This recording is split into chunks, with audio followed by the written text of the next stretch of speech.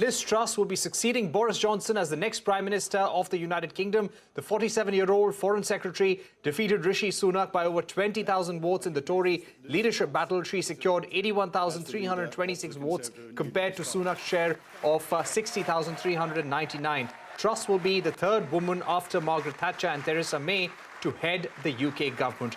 Let's get you key excerpts of that announcement that took place a short while back. I'd like to thank the 1922 committee, the party chairman and the Conservative Party for organising one of the longest job interviews in history. Thank you very much. I'd also like to thank my family, my friends, my political colleagues and all of those who helped on this campaign. I'm incredibly grateful for all of your support. I'd like to pay tribute to my fellow candidates, particularly Rishi Sunak. It's been a hard-fought campaign.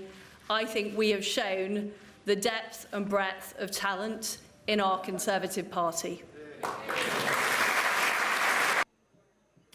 All right, let's go across to Chris Curtis of Opinium Research, who has been tracking this election in the UK very closely. Chris, thanks for joining us. Give us a sense of what really worked for Liz Truss in this Conservative Party vote. Well, it's not so much what worked for Liz Truss as what really didn't work for Rishi Sunak. He ended up being fairly unpopular with the Conservative Party members. By the end of this contest, they were the ones who have decided the result. And the big mistake he made was bringing down Boris Johnson, the previous Prime Minister. Conservative Party members thought that that showed disloyalty, and they thought he sort of stabbed his previous boss in the back. They didn't respect and trust him for that, and mostly driven by that, they voted for Liz Truss instead. Right. And according to your own research and your own surveys, what do people of UK want most from the new Prime Minister? Oh, I mean, there's one thing that is overwhelmingly wanted by the British public right now, and that is a response to the cost of living crisis. It's completely true that the biggest problem people are facing is rising energy bills this winter. They want to know how the government is going to mitigate against some of the problems that will cause. And I think we're probably going to hear an announcement from Liz Truss on that over the coming days.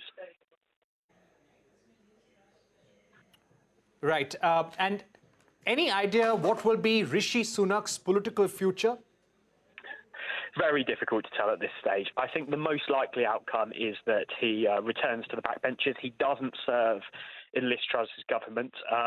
He's been putting forward an argument during this Conservative leadership election about fiscal responsibility, the idea that the government just can't spend money willy-nilly and has to be really responsible about how and where it prioritises government spending. I imagine he's going to not serve in Liz Truss's government and continue for the next few years putting forward that argument and hopes that even though he didn't manage to win this time, he can at least be right in hindsight.